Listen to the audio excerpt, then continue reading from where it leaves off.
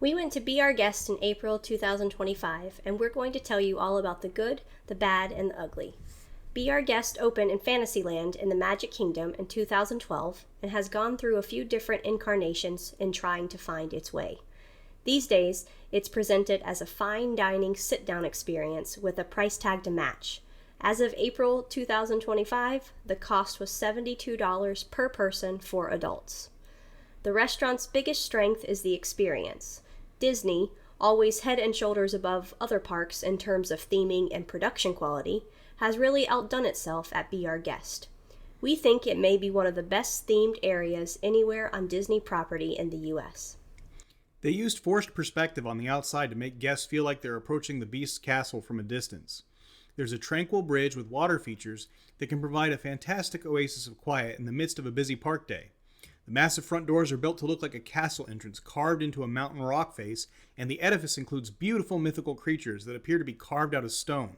You really get the feeling that you're entering a different space here, and some of the theming has an artistic quality that makes you want to stop and take notice. There are story elements everywhere, like this stained glass in the waiting area that shows Belle and Prince Adam dancing. The restaurant is split into 3 areas. The central area is the Grand Ballroom, a recreation of the room where Belle and Beast danced in the film. Sometimes it can be seen snowing out on the balcony with mountains in the distance. The other dining area is the gallery, with Belle and Beast on a pedestal surrounded by tapestries and artwork on the walls. The West Wing, where we were seated, is in my opinion the highlight of the restaurant.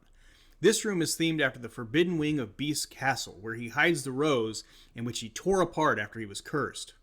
There are draperies and tapestries in tatters, claw marks, rips and tears throughout the space. In an impressive bit of Imagineering, the magical rose is present in full view.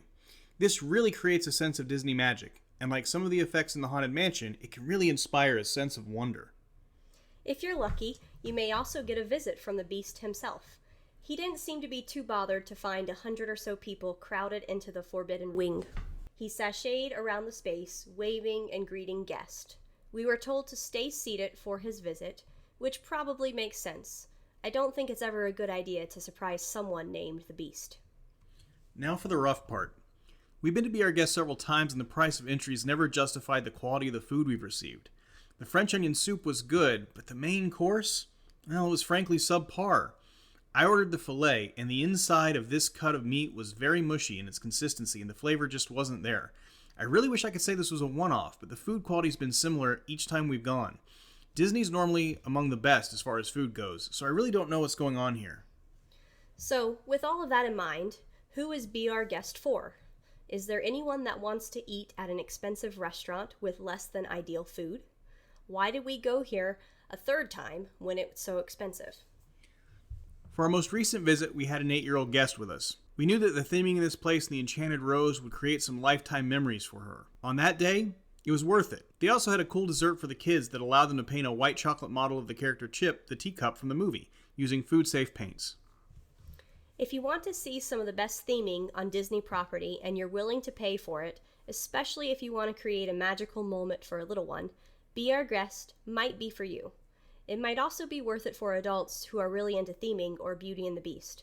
People looking for a fine dining experience or trying to save some money in the parks should probably skip this one.